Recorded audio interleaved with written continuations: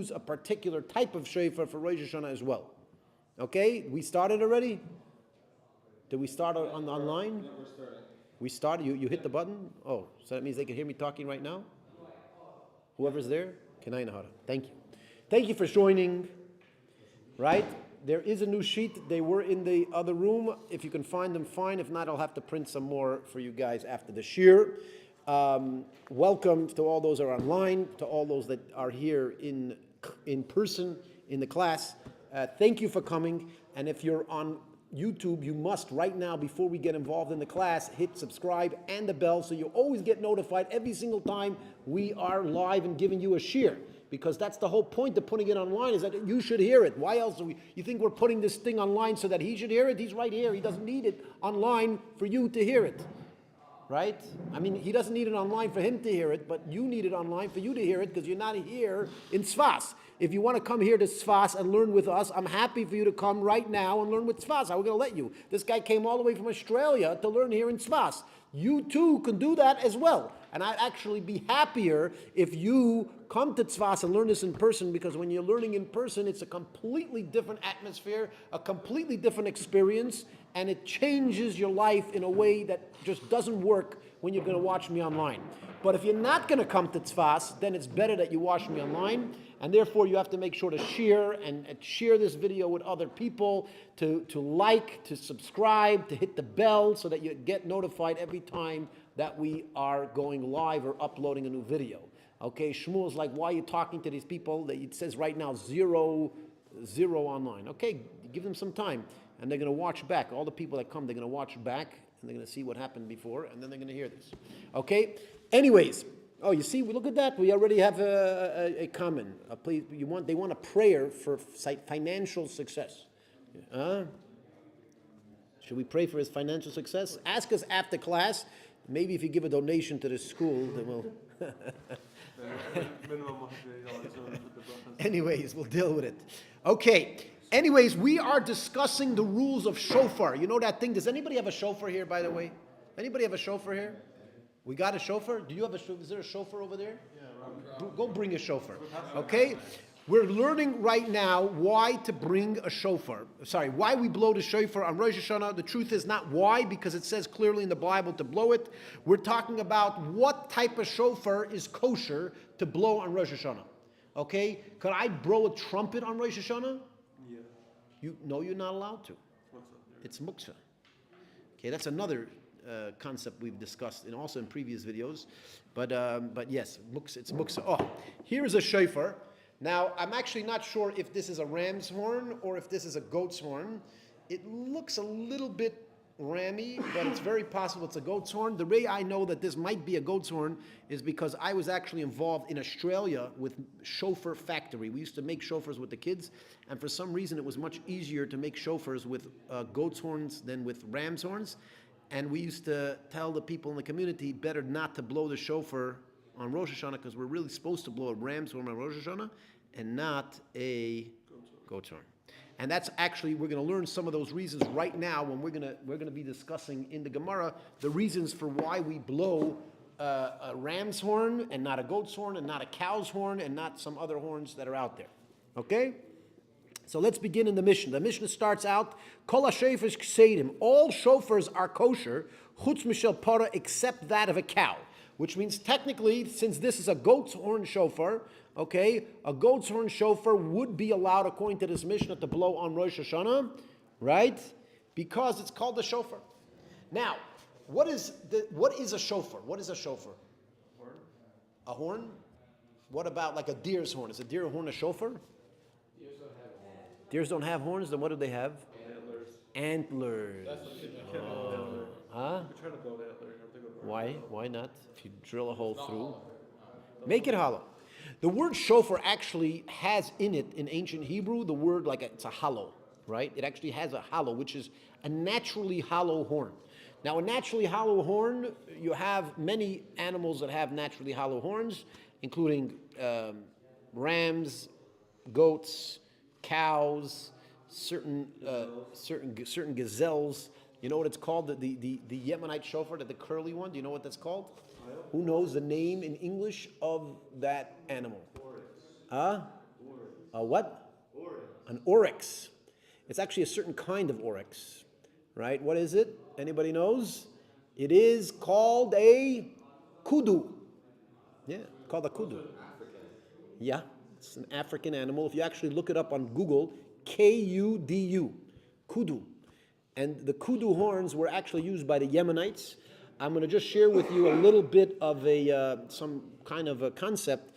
The Jews around the world usually blew ram's horns, as we're going to learn in this Gemara as well. What is the reason that we blow ram's horns?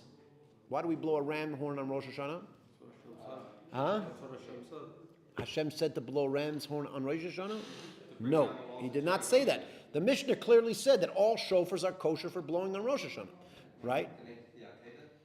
So as you say, it's connected to the Akedah, to the sacrificing of Isaac where he was brought up, and instead of sacrificing Isaac, he ended up sacrificing a ram, and that's why we blow the ram's horn, to remind God of the merits of our forefathers, okay?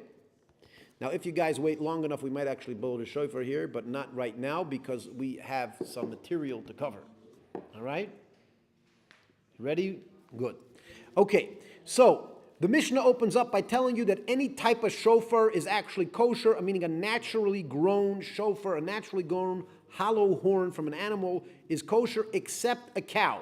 Now, if you actually look at cows' horns, you will see that they are hollow, very similar to this. They do have a hollow, it's almost exactly the same. There's a cartilage that goes inside here. You pull out the cartilage, and once you pull out the cartilage, you have a hollow horn just like this. It's not very different. I've actually seen them, right? And I see some guys looking at me and say, you mean an ox, right? An ox has a horn, cows don't have a horn? Wrong, cows do have horns. Thank you, Mr. Hillbilly. Cows actually do have horns. I know some of the city slickers, like me, I never knew cows had horns. So I was on shlichus in New Zealand, okay, and there was a time I was in Dunedin, New Zealand, okay, and in Dunedin, New Zealand, there was no available kosher milk, so I had to go get it myself. So I went to the farm, and this guy says, okay, I'm gonna let you supervise me with this milk, doing this milk, and I come there, and the guy lines up these bulls to milk them. I'm like, you can't milk bulls. I'm like, you're milking these things? I'm like, how do you do that? And the guy's like, what are you talking about? This is cows. And I'm like, look, they have massive horns. He says, yeah, well, they have horns too, right? I didn't know that. You see, this guy, Baruch Hashem, grew up with an education, right? In the middle of, where did you grow up, by the way? Oh, that's actually a city also, no? I didn't know cows had horns, but I was on the farm before I came here. Oh, so you also found out later in life. I'm not the...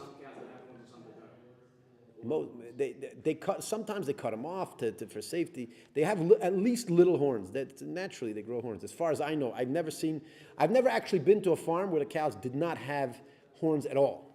Sometimes they cut it off for safety, but that they just didn't have them, I don't know of such a thing. We did this when they're babies. These little like nub horn that are going to turn into horns. Yeah. Put some kind of like horrifying caustic paste Yeah. on them, and that keeps them from. You're saying that they force them not to have horns by.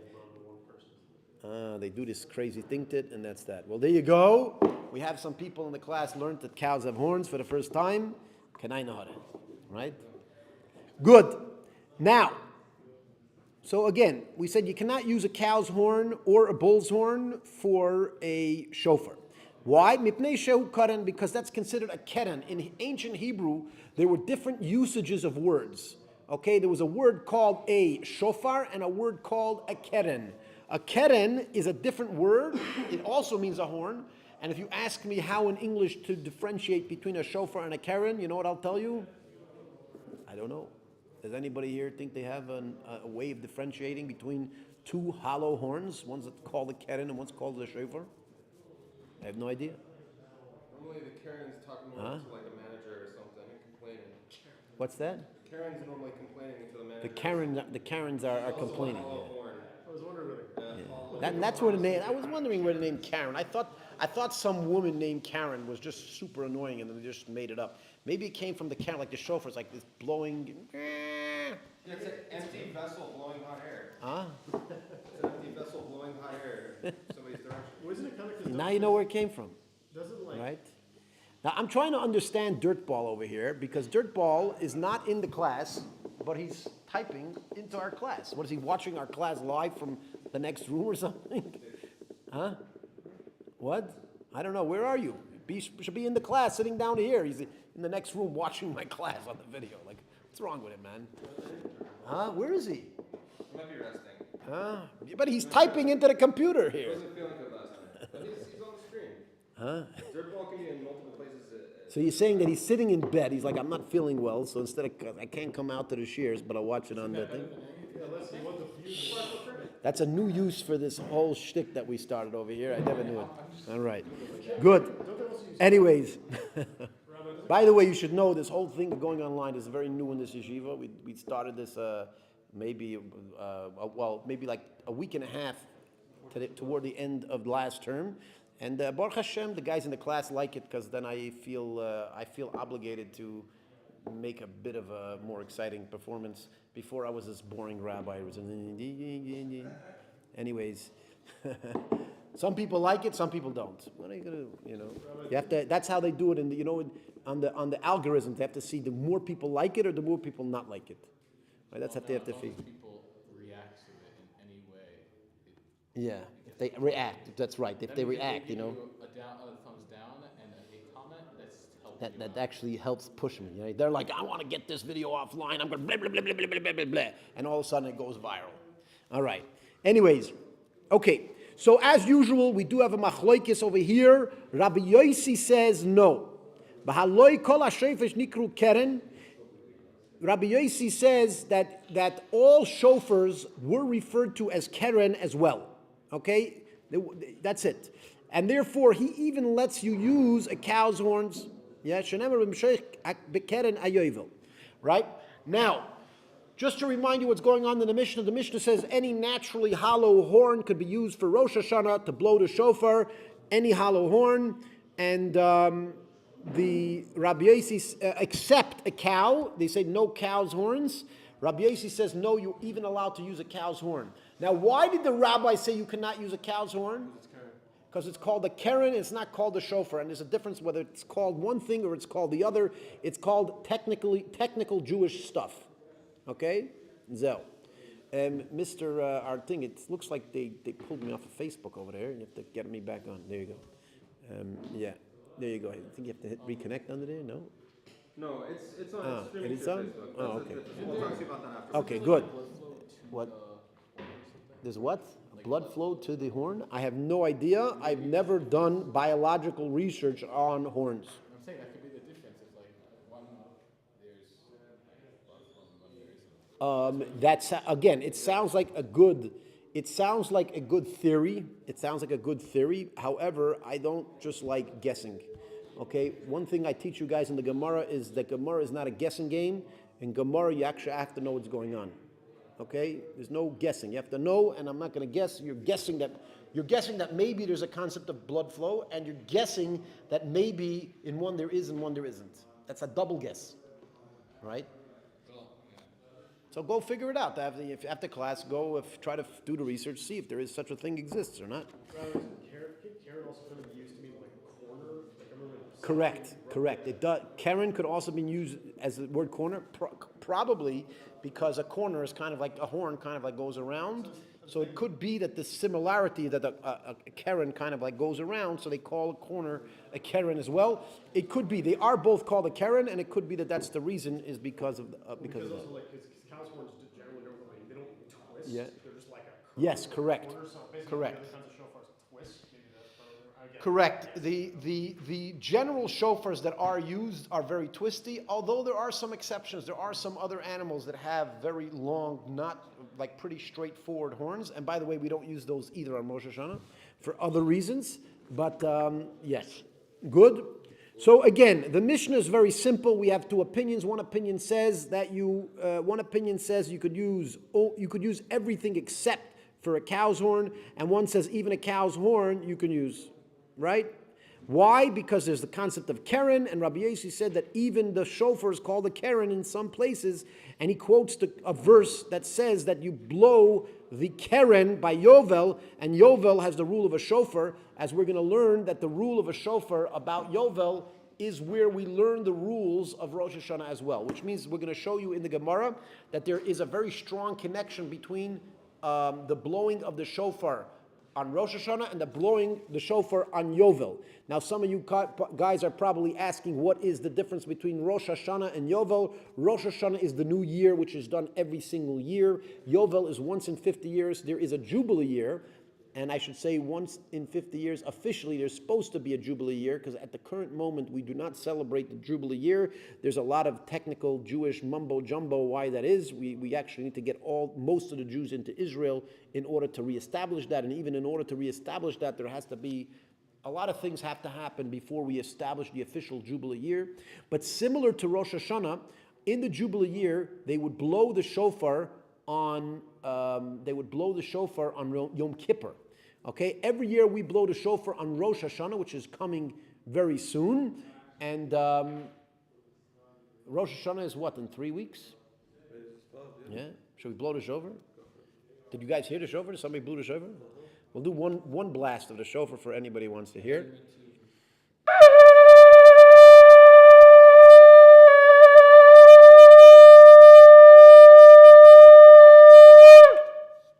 There you go. You want to do the whole thing? I don't know. There's people online in here. What are you caring about that? You have to learn some Gemara. What are you caring about them online? I know we care about them online. They have to hear everything. Now, at the end of the class, if you stick around at the end of the class, I'll blow more shofar for you. We'll blow the whole thing, but only once we finish what we need to finish, because we need to cover some grounds here. We've been hacking too much at Chainik over here, and we need to get back onto things, right? I actually had some complaints some weeks that I spoke too much mumbo-jumbo, and I didn't stick to the topic, and the students were not happy with that, and they're correct, okay? I am wrong, 100% wrong. We need to cover the material. That's the main thing. And then on the side, we can, what do we call it? Kibbutz. Pulling out the Yiddish. Okay. Yeah, you know that word before? Kibbutz? Kibbutz around? You learned it yesterday?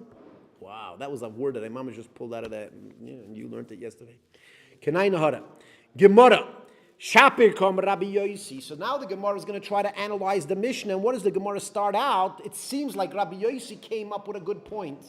He went back. The rabbi said that it's called a keren, right? A cow's horn is called a keren, and therefore it cannot be used for Rosh Hashanah. And what does Rabbi Yossi say? He brings evidence from a verse that, in fact, the horn that we blow on Yovel is, in fact, called a keren as well.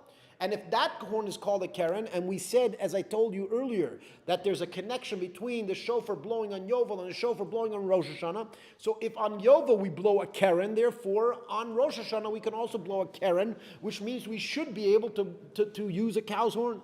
If that's the case, it seems like Rabbi Yossi overthrew the rabbis. So the Gemara basically starts out with a rhetorical question, and I must explain to you one of these basic concepts of Talmud. Okay? The Talmud, or the Gemara, is actually teaching you, or trying to analyze the words of the Tanaic era. Okay?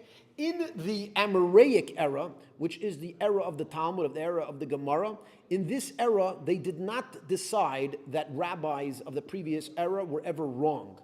There were times where they sided with one opinion over the other, but they did not feel they had the right to determine that one was right and one was wrong.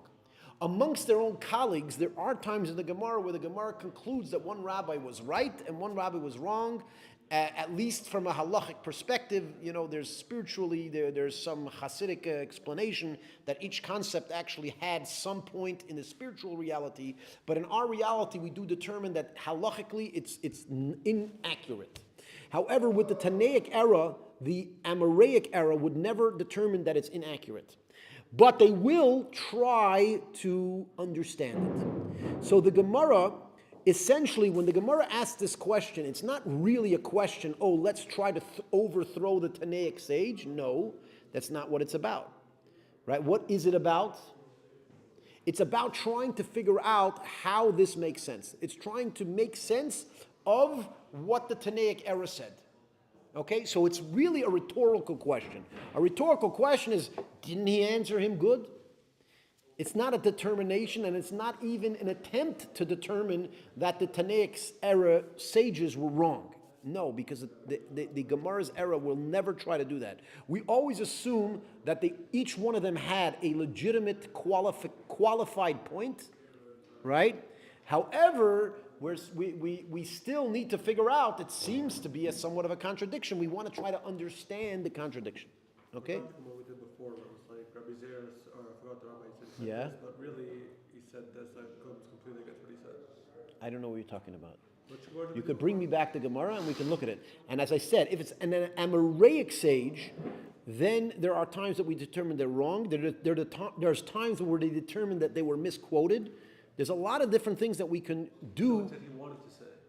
This rabbi wanted to say. No, but that was actually an Amoraic sage, right? We usually don't say that about Tanaic sages. Okay, so in other words, the Gemara is starting out with a question that Rabbi Yossi seems to have a legitimate point against the rabbis, and the rabbis didn't seem to answer him. And therefore, the Amoraic sages are going to say, let's try to answer. Let's try to answer this question. Okay, so Shaper Kama Rabbi Yossi. So it literally means Rabbi Yossi said, well, it sounds like a statement, but it's really a question, right? In the Gemara, very often, I have what's called a rhetorical statement, right? There's rhetorical statements and there's rhetorical questions. Very often when the Gemara asks a question, it's actually saying a statement. And very often when the Gemara says a statement, it's actually a question. It's actually, it sounds funny, but it's very true. For some reason in their culture, very often when they asked a question, it was their way of saying that they disagreed. Like, how could this be true, right? And when they said a statement, it's very often a question. Well, kind of like, is this true? But they didn't use wording as a question. They would use a statement which implied a question. Okay? So Shapakam Rabbi Yossi. Rabbi Yossi said, good. So now the Gemara is going to try to explain the reasoning of the rabbis. V'Rabbanon, and the rabbis say, Kol ha-sheifers ikru shofar, v'ikru keren. So the Gemara is saying that the rabbis believed that every shofar could be called a shofar and it could be called a keren. The para keren ikri, shofar lo ikri. However, a cow's horn could only be called a keren and could never be called a shofar. One or the other. Right? Not one or the other. It could only be called a keren. So regarding all the other shofars, it could be one or the other. It could be a keren or it could be a shofar. Regarding the cow's horn, it could only be a keren. Can you read that inside? I just did. You want me to read it again? Yeah. All right. Okay, so v'Rabbanan, kol ha-shofar is ikru shofar. All shofars are called a shofar. Ve'ikru keren, and are also called a keren. The para, that of a cow, keren ikri, is called a keren, shofar lo ikri, but it's not called a shofar. Okay, so a cow's horn is never called a shofar. That's that, right? Diksiv, and he brings, of course, he wants to back himself up with a verse. Diksiv, as it's written, Bechar Shoiroi Hadar Loi. It says the firstborn of his Shar Hadar Loi, V'karnei Re'im Karnov. It's also called about a Re'im, which we actually looked up yesterday. What was it called again? An oryx. Right? Re'im is an oryx, and the oryx also has a type of a horn, which is also a little bit like a cow, which is kind of goes straight up like that. It is a kosher animal, obviously. And that horn is also called a keren, right? But in other words, we're using the term by a shur, by a cow, we're using the term keren, but we don't use the word shofar. Yeah? The Rabbi Yossi Amar, however, Rabbi Yossi, who's the one that said that it could be, that a cow's horn could also be called a shofar. But Rabbi Yossi Amar Lacha, he says, the paranami yikri shofar. The cow's horn is also called a shofar. Why? The ksiv, as it's written, v'sitav la'avayim mishar par. This is actually a verse in Tehillim that it says, and the God is going to give you good from a shar par. Now he actually he kind of uses this terminology. And by the way, for all you out there, I see people are getting a little bored and disillusioned over here online more because we're dealing with a lot of very important details of the language. Hence why I tell people, if you want to understand the Talmud properly, you must understand the language, because this particular debate here is all based on language. There is a wording in the Tehillim that says God will bring you from a shar par. Now, a shar is what? An ox. A par is a cow. Right? Why does he have to mention both a cow and a shar? Im shar lama par. If it's mentioning the word shar, why par? Im par lama shar. If it's mentioning the word cow, why are you bringing the ox? Elamai shar par. He says, why does it say both? Because if you take those two words together, shar par, it can actually sound like shoifar. Right? So he's actually saying that even though technically if you read it, it's talking about a cow and an ox, he says, well, if you put the two words together, it sounds like shofar. Right? And therefore, since it sounds like shofar, shows that the concept of shofar is actually relevant also to cows. Right? Which is actually very interesting how he put those words together, but that's that. Wait, I have a question. Yeah. Isn't it more that it was put together in the same sentence? So like that, well, because Rabbi says in the Mishnah that everything is considered carrot, right? There's no such thing as no shepherds in the word. Everything is called in the carrot. What do you mean everything? Right. Again. All shepherds is carrot. All shepherds Right. are called carrot. So for me, how I understood this was is that when the Gamara when Rabbi is quoting this, he's saying both par and shar, since they're put together in the same sentence, that way that It sounds like shofar. No, he's saying it sounds like shofar. Because it says shar par sounds like shofar. Since it sounds like shofar, he's basically saying, he's not just randomly saying that the word sounds like shofar. He's saying, hold on a second, why do we need to mention a shar and a par? A shar is a type of par, and a par is a type of shar. Well, no, not really, but basically a shar and a par are the same animal pretty much, okay? One could be a male, one could be a... The truth is a par is actually a male, because or else it would be a para, right? A para would be a female cow, so a shar is a par. So how do you say bull? A shar is a par. Isn't there a word for a bull? Par? A par could be a bull, and a shar could also be a bull. It's very interesting. The fact is the word par means a male cow, which is a bull, right? A shar is usually referring also to a male cow, an ox. But what's the difference between an ox and a bull? So let me ask you in English, why do we call some things ox and some things bull? What's the difference? Anybody out there could help me? Maybe put in the comments. What's the difference between a... What? What are you talking about? Yeah, slightly different. What are you talking about? An ox is a bull and a bull's an ox. What? No. It's the age. Huh? It's the age? Maybe it is the age. I don't know. Huh? You can look it up. What's the difference between an ox and a bull?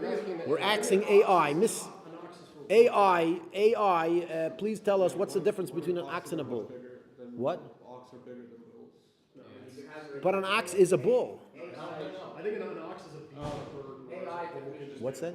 An ox is specifically something you use to a working animal to drag things. Okay, before the Right, which is, by the way, it's actually very similar to the way it's used in Hebrew, is that a shar is usually used as a working animal versus a par is not a working animal. Ox is something like on his Beit Smith. What? An ox is a cow that got his Beit Smith. No, I don't think that's. I think that's just some lefty trying to make up a new definition. What? By the way, David, you're allowed But then they would call it an ox. cow or animal to a non-Jew to castrate Huh? and then take it back. What's that? That's what people do. About what? Oh, Yeah, but the question is really what? Yeah, what do you have there? so technically an ox is a bull that has been castrated and trained for work. So while an ox starts as a bull, the process of castration and training makes it different in behavior, purpose, and management. Interesting. Well, in Judaism, we're not allowed to castrate animals, and therefore, since we're not allowed to castrate animals in Judaism, when we call a shur, right, which is a bull or an ox, it can't be castrated. So what's the difference? It's very interesting. There you go. We have your research cut out to you. Everybody here in the class or online, you can get back to me if you figured out what is the difference between an ox and a bull in in biblical language, as I said, according to the Torah, we're actually not allowed to castrate animals, right? By the way, what's your name again? Niran. We really love you being in the class, but if you're there, you're like in the seat. Do you like beating? No, you can pick any seat. If it doesn't have somebody sitting in it, don't sit in a chair that somebody else is already there. Okay? Right. Any other chair? Any other chair, you're welcome to sit down. Yeah, what's that? I don't think it has to be. I think it's just that it's working. It could be. It could be that an ox is in reference to an animal that actually works, and a cow is one that's just a cow. I mean, an ox, a bull is just like a male cow. Could be. It very well could be. I'm not sure. Yeah? What's that? Anyways, fine. Let's continue. So the point is a par and a shor seemingly are the exact same animal. Why did the Torah have to mention? Why did the Tehillim have to mention them right next to each other? Rabbi Yossi is using this as a hint that the cow has relevance to the concept of a shofar. So then how does Rabbi Yossi say That's that it. everything's a keren? How does he get from that everything's called a keren? Understand if you want to First of all, the rabbis already said everything's called a keren. Everybody agrees that everything's called a keren. We didn't say how they got it necessarily. Even the rabbis say everything's called a keren. The question is what's also called a shofar? The rabbis said that every single type of horn is called a keren. Where do you see that? Because that's what it says in the Gamara. Where? It says the Rabbanon and the rabbis say, the first line in the Gemara, and the rabbis say, Kol ha-shofars, all shofars ikru shofar, vi-ikru keren, and they're called keren. The para, however, a cow is called a keren and not a shofar. The whole argument here is a cow's horn called a shofar, or is a cow's horn only called a keren? Everybody agrees that all horns are called a keren. The only question is if it's also called a shofar. Right? And on Rosh Hashanah, we must blow a shofar. We cannot blow a keren. Yeah? Good? That's that. Okay, so Rabbi Yossi has this very interesting way of learning this hint that the shofar is actually relevant to a cow as well. The Rabbanon and the rabbis, kid Rav Masna, they hold like Rav Masna. Now, how could the rabbis of the Mishnah, which were Tanaic sages, how could they hold like Rav Masna if Rav Masna was an Moira? What do you mean? Rama's made a statement. Huh? Rama's made a statement that goes against what Again, it says the rabbis hold like Rav Masna. How could the rabbis hold like Rav Masna if they predated them by 400 years or more? I don't know. Could it also just say Rav Masna holds like the Rabbanim? Well, that would have made more sense. Why is it saying the rabbis hold like Rav Masna? Huh? Harav Gutnik, you know what's going on here? Huh? You came first day today. You look like a serious Talmudic scholar, right? Well, what's going on here? How did the rabbis of the Mishnah say? The rabbis of the Mishnah are saying like Rav Masna. How could they say like Rav Masna? For Rav Masna didn't exist. Did they have some type of? What do you call it? Time travel back then? Huh? Had time travel. The rabbis traveled in time to the future, heard what Rav Masna said, and then said what they said.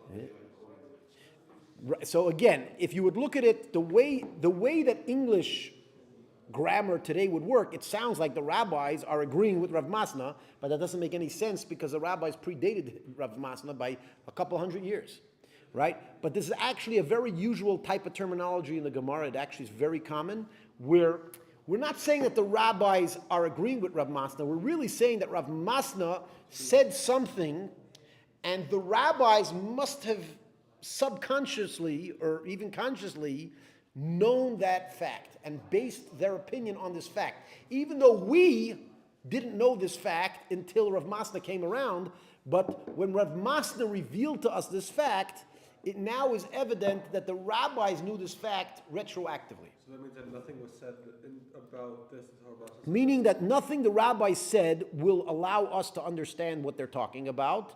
However, once Rav Masna made a statement a few hundred years later, now we understand, oh, you know what? That must have been the thought process of the rabbis. And this is actually very common in the Gemara that we do this, is that a later rabbi says an explanation and we say, you know what?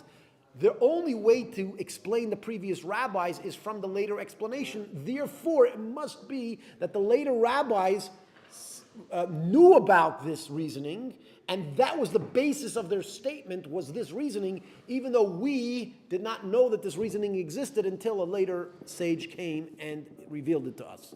All right? Does that make sense? Sounds a little bit back and forth, but it's a bit deep, but that's the fact. And the Gemara does this very often. So the Rabbanon are like Rav Masna, the Amar Rav Masna. Rav Masna says over here, my shorpar. Rav Masna says, what is the reason that that particular verse says shorpar? Shehu gadol kepar. That the shor is big like a par.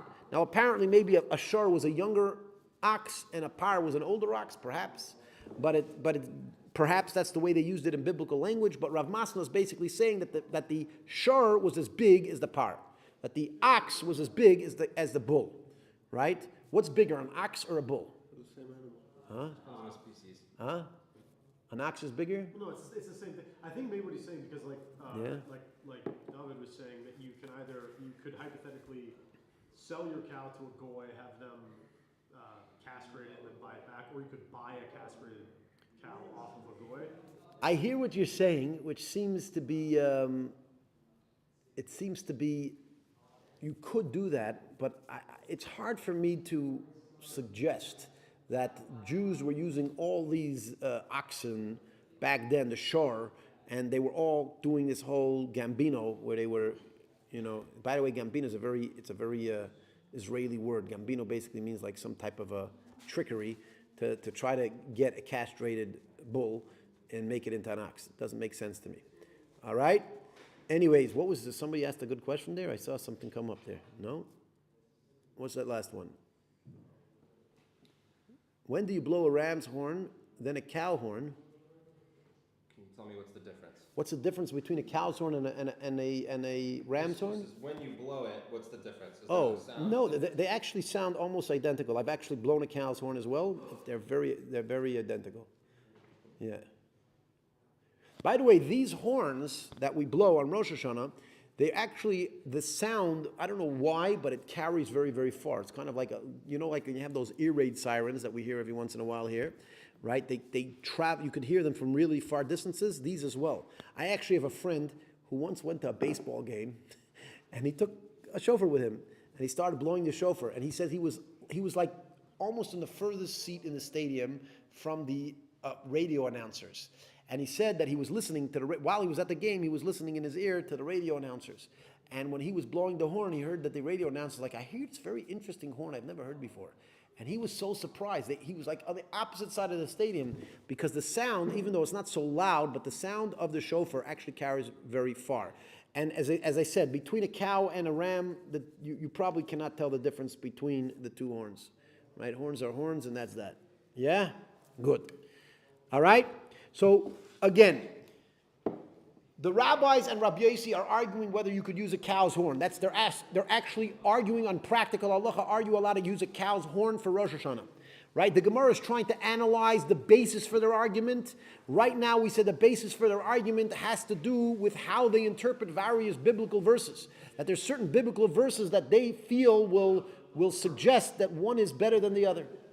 Right? Sorry, that you could not use a cow's horn because it's called a keren and not a shofar. Right? That's that. Now we actually go to a completely different suggestion, and with that suggestion, we're going to end for today, Bezrat Hashem.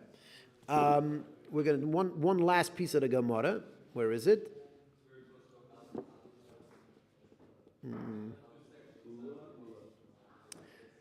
Ula Amar. So Ula says differently. Remember, the Gemara first suggests that the explanation to this whole thing is a biblical verse.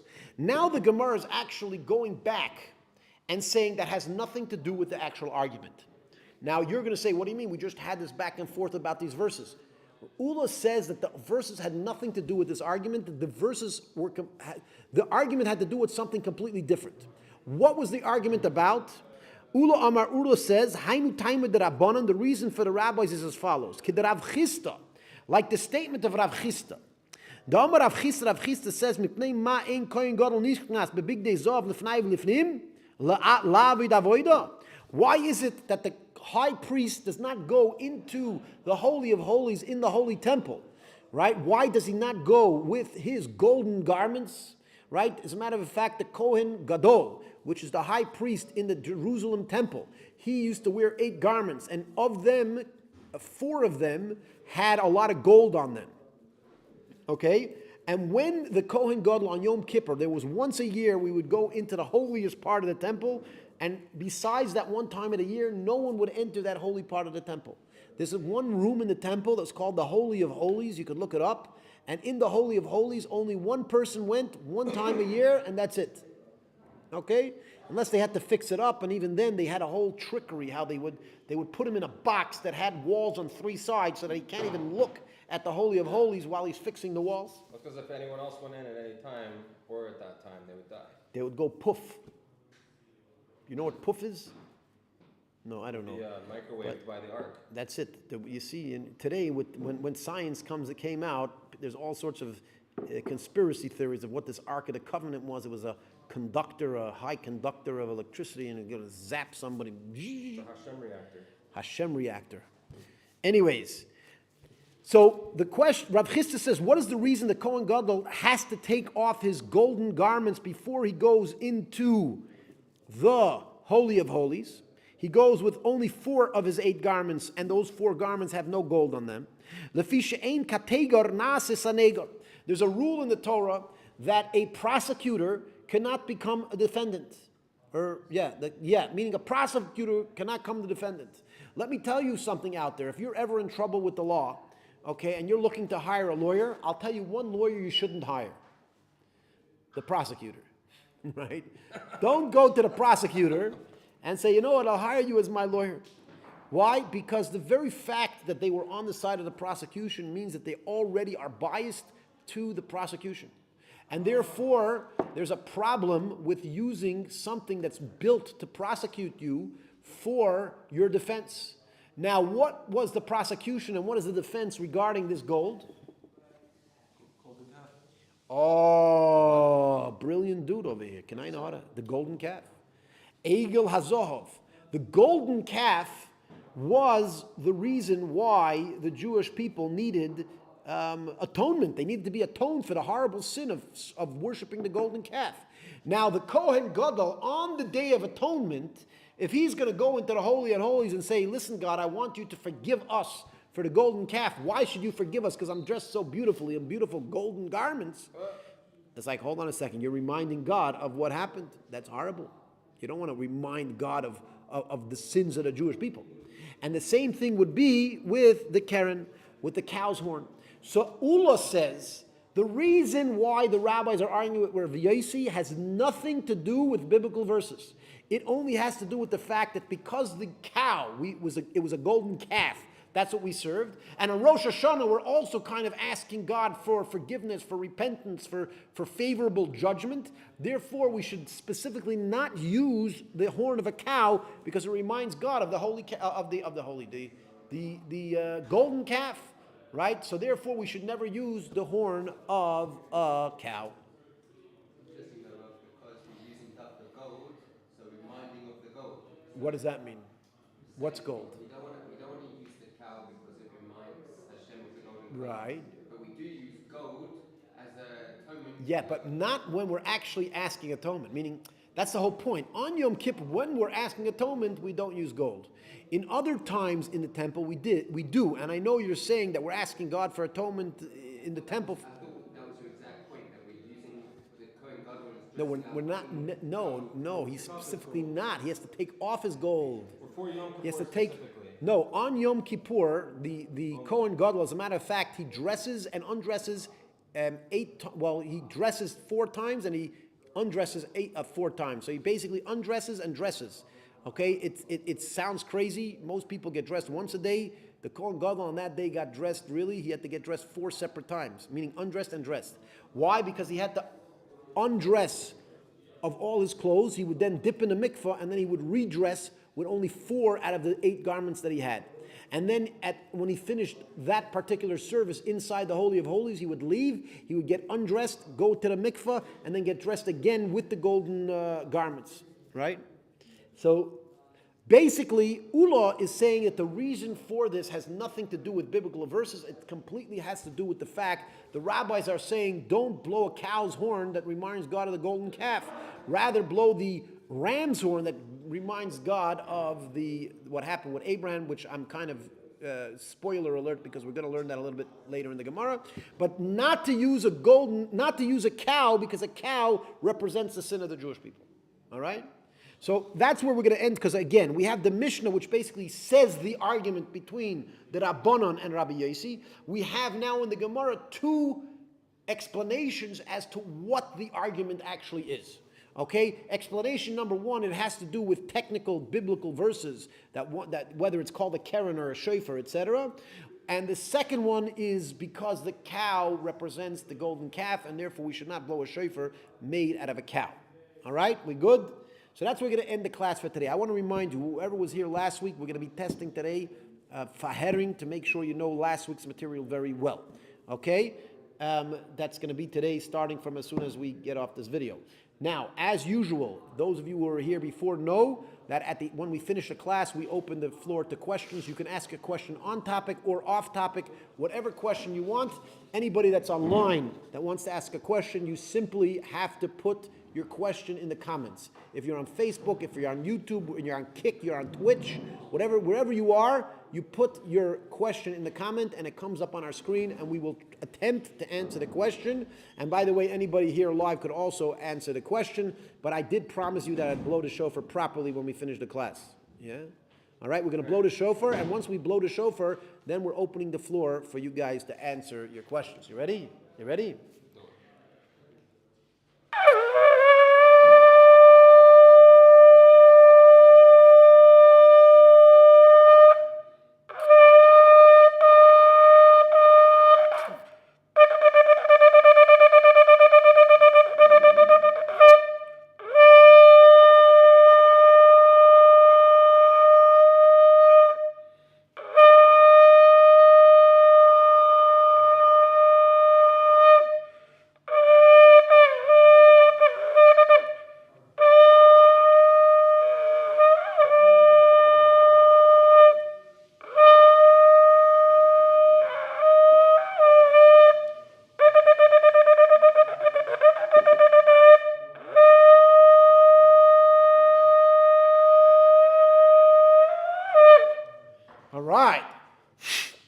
There we go. We blew the shofar for you, for everybody to hear. And we do, in Chabad, we have a tradition that we blow the shofar. We blow the shofar every day for the month before Rosh Hashanah. And we will not be blowing it every day in class. If you want to hear the shofar, you should go to your local rabbi. We have somebody here from Sydney, Australia, Louise from Sydney, Australia. Thanks for joining us. Again, if anybody has any questions that they want to ask, whether it's on topic or off topic, you can ask a question. You have a question? Do I have a question? Yeah, do you have a question? Do I have a question on anything I like? Yeah. Doesn't mean I'm going to answer it, but I might if it's a good question. Yeah, it says Rabbi Kaplan brings a source which could be a proof of existence of aliens. I'd like to know the Rav's opinion on it. The Rebbe was actually very clear that aliens are possible, but that's it. Aliens, could we decide that God didn't create any living beings outside of our reality? I don't think so. And I don't think there's any biblical reference to the fact that there aren't any living beings outside of our reality. Right? God did, He did entrust us with a mission here in this world, and I think we need to focus on the mission of creating a healthy, happy society, and not necessarily thinking and worrying about aliens. But could they be there? I guess they could. I don't see anything. I've never seen any proof in the Torah that there can't be aliens. And by the way, you said about in Kabbalah, it speaks about what you might think are aliens, but you also have to realize that Kabbalistically, we speak about other worlds that are not necessarily physical distance. They can be a completely different realm of reality. I'll give you a simple example. I'll give you a simple example. Okay, I've asked this question to a lot of people. Okay, where does 1 + 1 = 2? And you're telling me on Mars it doesn't equal 2? What about in Jupiter? In Jupiter, does 1 plus 1 equal 2? Anywhere where there's time and space. If there's time and space the way we operate, then 1 plus 1 equals 2. But what I'm trying to say is that the concept of 1 plus 1 equal 2 is a reality that's not limited to time and space, at least in our time and space reality. Okay? It exists in an alternative reality of math. Okay? Now, we assume that all living beings have to be in our type of reality. In the Kabbalah, we believe that there are living beings, not necessarily physically like us, but there are living conscious beings that are in other realities that are not necessarily distant in space, but they're a distant reality. They're just something different, right? They're like, let's say, for example, radio waves. Radio waves are right here. Do you see them? No. You have to have specific instruments in order to detect these radio waves are right here. And the same thing, we believe, the Gamara in Gamara Bracha speaks about the fact that every single person has thousands of demons that are around them, right? We just don't see them, right? They're there, and they might actually be able to see us. And they're laughing, ha, ha, ha, they're talking about us, they can't even see us. But they're there, right? And we just can't see them because it's a reality that we don't necessarily detect, because we don't have the proper equipment to detect it, but they're there. And when the Torah speaks, or when Kabbalah speaks about living beings in distant worlds, doesn't necessarily mean it's like on Mars, on Jupiter, or Pluto, or somewhere out there. It could be a completely different plane of reality that might actually, again, exist in a way that it's not really interfering with our space, right? The same way 1 plus 1 doesn't exist, it doesn't take up place. It's here just like it's anywhere else, right? And that's really could be also what it's referring to when it's talking about foreign entities, all right? Yeah, what? We have a good question. What does it say? Huh? Dirtball says, aliens are fake, aliens are interdimensional, space is fake. So that's well, whatever. Anyways, there is no space. The world is flat, and that's that, right? That's it. And yes. I think Rashi answered the question about Yeah, he does. Where? Which one? What's it? Which one? I didn't. Huh? Shar par b'yim shenikra shar haya gadol kvar. Yeah, never became masi. The shar ben yemei karu shar shenemar shar oikeves. So Rashi, you're right. It actually, what Rashi is essentially saying is that the second a male cow is born, it's already called a shar, right? It's not called a par, a bull, until it's grown. So it's interesting. Rashi doesn't. Yeah, so it says, yes, meaning it's fully grown. That's when it's fully grown. Is at 3 years old, then it becomes called a shar, a par. Very good. Anyways, good. Do you have any questions? Any questions you want to ask? Niran, you have any questions? No. It doesn't have to be on topic. It can be off topic, whatever you want. This is the time to ask, and once we close the video, forget about it. aliens are. We spoke about aliens. Huh? They are fake? How do you know that? Or they're about to. First of all, if they're fake, then they're not there. I mean, you can't say aliens are fake. Well, you have to have aliens in order for them to be. You could say there's no aliens. If they are, then they're already something, then they can't be fake. They're physical angels. Huh? Anyways, I don't know. You know, there's a saying that those that don't believe in anything believe in everything. There's a saying like that, and it's actually very true. Because when you have people that believe in God and believe that there's actually an organization to this reality, so those people, from their perspective, okay, so God made this reality. If there's aliens, if there's not aliens, I don't care. I don't care. It doesn't bother me because I know that there's an organization to this reality. The second somebody doesn't believe in God and they don't believe that there's an organization to this reality, now they're actually worried. Well, what if, right? And then they worry about everything. You will see that atheists, by the way, they're way more religious than we are, right? Because we have a few beliefs that we hold strong. Because they officially don't believe in anything, they worry about everything, right? If you look at it, the atheists, they're the people that are usually super scared about the global warming. They're the people that are super scared about aliens. You know, all these outer realities, these things that might be, right? if you believe that there's a God, he organized it, and you know what, if there is, you know what, if there are aliens and they come down and kill us, well then that's the way God did it, that he created it, that should be that way. We don't have to worry and try to figure out how we're going to defend ourselves against these aliens just in case they exist. Right? It's a completely different perspective on worldview, etc. All right? Anyone else? Zell? If you don't ask any questions, we're going to close the screen. Can you So that's it. make a deal with the devil? Could you halachically make a deal with the devil? That's a very good question. You ever met the devil? Well, first of all, the devil is actually a Christian word. In Judaism, it's more the Satan, the Satan. The prosecuting angel of humanity, right? I wouldn't make a deal with him. But, yeah. He's the prosecutor. Right? Yeah. What deal would? You don't make deals with Yeah. the prosecutor. Don't make a deal with the prosecutor. Why would you want to make a deal with him? I don't. I'm just asking. Some people do. People actually want to? I don't know what do you mean. What do you mean a deal? Like, what type of deal are you gonna do? I'll give you $5. Like, You have like good and evil. well, in Torah, every single action is considered separate. I'll tell you what. In Christianity, I don't want to get so over controversial on this, but in Christianity, they pretty much built their entire belief system as, basically signing up for a membership or not, right? If you sign up for your membership to heaven, you get it. If you don't sign it up, you don't get it.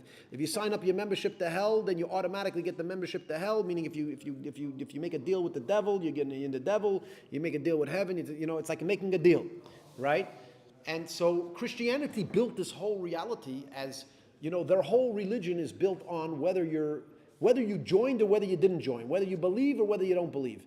In Judaism, everything is about your entire life and every single individual thing that you do, right? So if you do, by the way, if a person who doesn't believe in God does a lot of good things, well, they'll count it. Maybe, again, whether or not believing in God is a problem, we have to discuss that. But let's just suggest that the failure to believe in God was actually their fault and they should have believed in God. Let's say that for argument's sake, they should have believed in God. Let's just say that, right? It's going to be weighed against everything else. So the guy did, 99% of his life was filled with awesome deeds and 1% of his life made some mistakes. So then he's an awesome guy. Just 1%, big deal, And it could be less than 1%. Again, not believing, there's no actual mitzvah to believe that God exists. The mitzvah really is to develop a faith connection in him, right? That he's running the world properly. For example, if you're scared that an alien is going to come kill you, that would be a problem with your belief in God. Why? Because if you truthfully had faith in God, you'd understand that he built this world the perfect way it is for you, and you would learn to rely on God and not to. It's not about questioning. It's about how you feel and how you live your life. It's not about what you decided you believe in, right? That's why I say a card-carrying member. You ask a Christian, you believe in this guy? They say, yeah, I believe in him. Shkoyach. What does that mean, you believe in him? What does it mean? It means that you basically raised your hand and said you believe in him. Shkoyach. That doesn't mean anything, right? You ask him, and therefore, because you believe in him, now what? He said, what do you mean, now what? Now I got into heaven. Why? Because I raised my hand and I said I believed in him. Now I get to go to heaven. Like what's... Huh? First of all, apikursum is also somewhat of an active thing. I'm not going to get into that. It's not so simple. It's somebody that's an apikurs at the level to be ein lechelik haba has to be a person that's extremely educated and really put an extreme effort into understanding God and then decided that he's going to reject it. Right? Meaning he knows and understands how true God is, and yet he decides that he wants to work against it.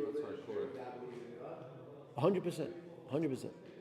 As a matter of fact, I actually don't find belief in God as a very important part of my program. As a rabbi, I'm trying to encourage Jews to connect with their Jewish roots, and I don't find it a very important thing. What is? No, I'm saying. Well, when you do an action that the Torah asks you to do, whether it's wrapping tefillin or whether it's whatever you want to do, if you're doing an action that God asks you to do, you're connecting to God. Like the Rebbe says, it's an idea of connecting. Now, once you connect, by the way, the more action you do that God tells you to do, the more connected you're going to be. When you have a friend, what makes your friend a better friend? That you spent more time with him, that you had a better time with him, that you did things that are meaningful with him, right? So connecting with God is all about the actions that you do. With each action, you're connecting to God in a deeper way. The very fact that you're in your mind, you're making a mathematical calculation in your mind, and you came to a conclusion that you cannot conclude that God exists. Again, it's not the best calculation, because there are ways of calculating that God does exist, but we're not going to get into that. But if a person innocently makes a calculation in their mind and they come up with a sincere conclusion that they're not exactly sure if God exists, I don't see anything wrong with that, even according to Torah. No, on the contrary, they're making us. The Torah is expecting you to make a sincere effort to understand the truth. Correct. No, you could. So that's so. Yeah. So let me tell you something. What's your first name? Yochanan. Yochanan. So I want to tell you something, Yochanan, is that it sounds like you grew up in a Chabad community, from what I know, right? And in Chabad, when we go out and we try to engage a Jew that's secular, that's not religious, what do? We tell them, try to convince them to believe in God? No. We say to wrap the tefillin. Because we believe that when you're doing an action that is an action that God asks you to do, that itself is developing your belief muscle. As you said, we believe they already believe. Everybody already believes in God because it's reality. You know, could you say that you believe that you don't exist? No, you cannot believe that you don't exist, because you do exist, and the very fact that you're living is proving to you that you're existing. The same thing, you already know that God is here. You're not exactly sure how that works within other realities and how that might conflict with other realities that you see. The more action you do for God, the more that belief that's already there develops and becomes stronger, just like a muscle, right? If you're extremely weak and you can't pick something up, you might think you have no muscle, but you do have a muscle. You just need to work it out until it becomes strong. And it's the same thing, and that's the belief in Judaism, is that's the action that actually connects you to God and really makes you feel connected and have a sincere relationship with God, versus just raising your hand and saying, I believe or I don't believe, right? Which unfortunately in some other religions, that's the way it is. You raise your hand, you believe, oh, you're good. Yeah, you raise your hand and you said, I believe. Yeah, anyways. That's an interesting godly rant out there. Kanai Nahara. And we'll give anybody online wants to ask a final question. You got a couple seconds before we'll shut down the feed. Kanai Nahara, we went for really long today. And we do have to cut it short because we have other things that we need to do with our lives. Kanai Nahara, other than speaking to you lovely individuals on Facebook, on YouTube. We love all of you for joining us. Thanks for joining us. Please come again. We try to do this class every single day at 11 o'clock from Sunday through Thursday. Please make sure that you're online at these times so that you can continue hearing our content. And by the way, if you haven't yet done it, make sure to subscribe and hit the bell. We're actually almost at 1,000 subscribers. We have about 990 subscribers right now, approximately. And 10 more subscribers, we get to 1,000, and 1,000 is officially like a massive threshold in YouTube, right? So hit subscribe, hit the bell, put in comments, share with your friends, and see you next time. Mwah!